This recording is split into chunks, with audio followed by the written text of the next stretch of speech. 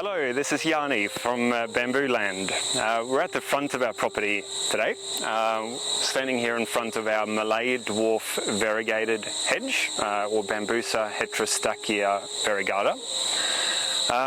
This hedge has been growing here for about 15 years. It's by far, this bamboo is the one we sell the most of by numbers. Been sold for lots and lots of years. Popular because it is one of the shortest bamboos, only growing 3 to 4 meters.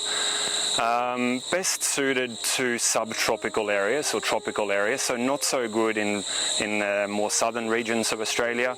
Melbourne, even inland Sydney, it's not all that suitable, but definitely for East Coast all the way up to Cairns, really great bamboo. And like I said, popular because it is the shortest out of all the clumping bamboo we sell. It's the one that remains the bushiest and shortest and most compact. So small footprint, really tight clumping. Now the variegated part of this bamboo, variegated obviously because it's got the white stripe in the leaf. And as with most variegated plants, it's this variegation that actually keeps the size down. A variegation in a leaf like this means they photosynthesize less, therefore the leaves are smaller, the culms are shorter, and they remain sort of squattier and bushier. With that in mind, as with most variegated plants, there is always a tendency for them to revert back to their original green. And when they do that, they get a bigger leaf and they grow taller. Now, just beside us here, if we look up the top, you can see the plain green leaf, quite distinct from the rest. It's grown taller, the leaves are bigger and wider. And this happens, it just happens, and it's with all variegated plants. The green form is actually more dominant, photosynthesizing more. So if you let it, the green will actually dominate and take over. So that's obviously an undesirable effect with this bamboo, but it's easy to control. So if you find, and it might be maybe 1 in 10 plants that you buy will have this tendency to revert to green, and this one here happens to be one of them. So if we find the green, we can just follow it down all the way to the ground and just remove that right down at ground level as low as you can. So just by cutting out a green culm like this one, usually what happens, the next shoot that comes up in this area is usually then back to variegated.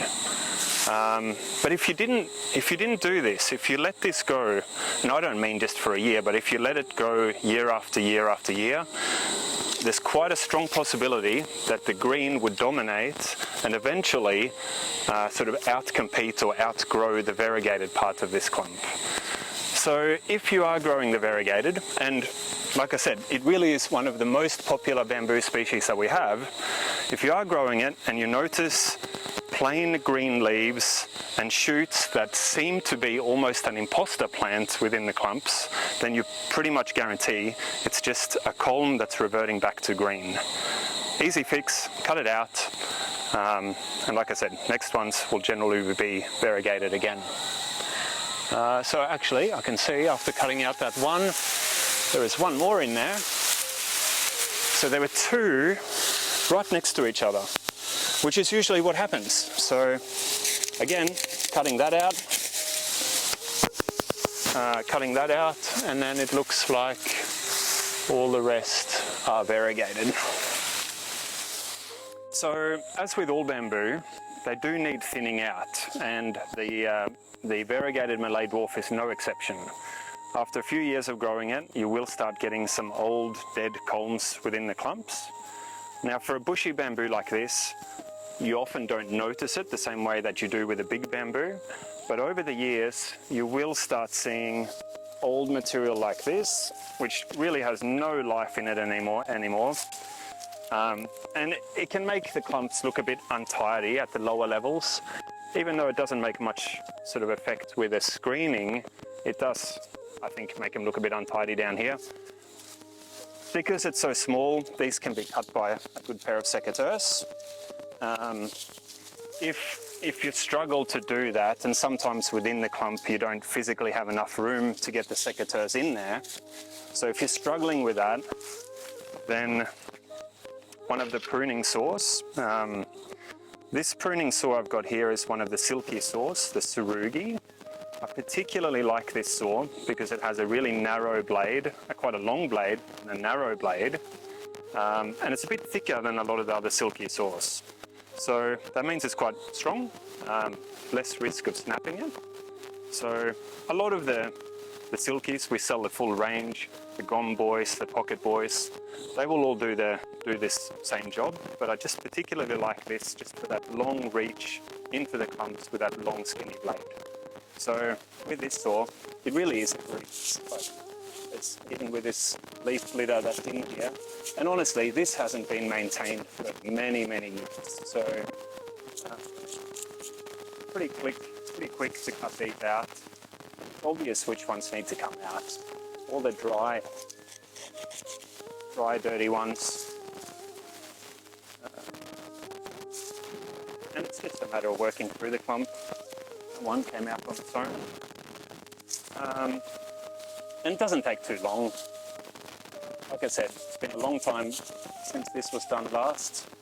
But we just continue on, go through and cut all this sort of stuff out, leaving all the nice and newer culms like these, leaving them remaining within the clump.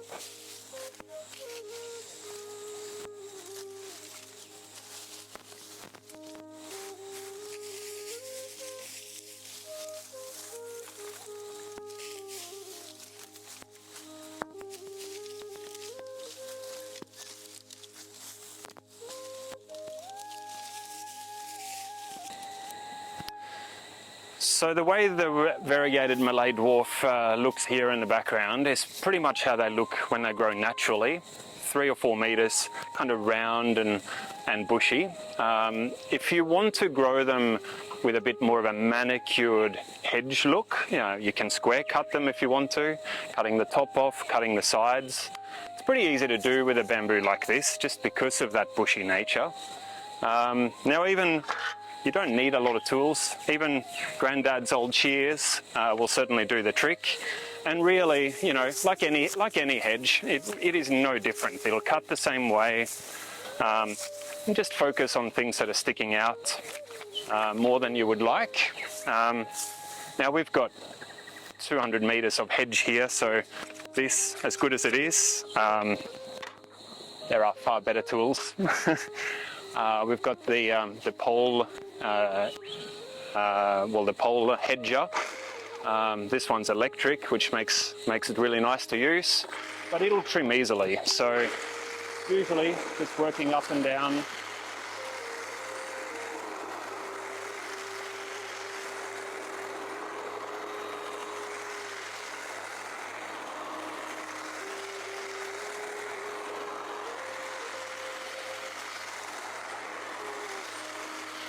There.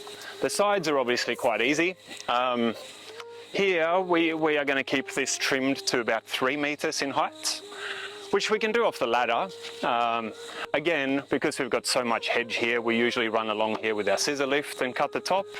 But if you're just doing it in a suburban yard, working off a ladder is actually no trouble at all. So we'll go up and we'll do this section.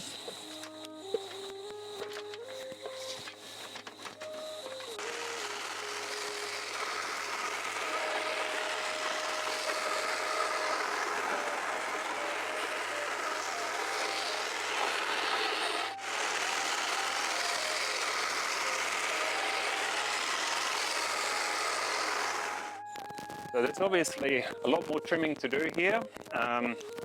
Really, not much more to it than that.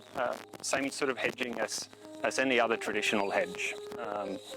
Now a lot of people ask about the spacing on these to get this sort of effect. Now these plants here, they were actually planted originally at 2 meter centers, which does leave, even after 15 years, you can see there's some gaps between them right at the bottoms here. Which is not a concern for us, but if you were in a smaller block and you were trimming the bamboo to a shorter height, then you'd want to consider planting them a little bit closer, usually 1 metre apart. So for a really short 2 metre trimmed hedge, 1 metre spacing. For something a bit taller like this, then 1.5 or 2 metre spacing. But often those choices come down both to budget and how quickly you want it to fill out. Like I said, this really is one of our most popular species of bamboo, and I'm sure it'll continue to be for many years to come.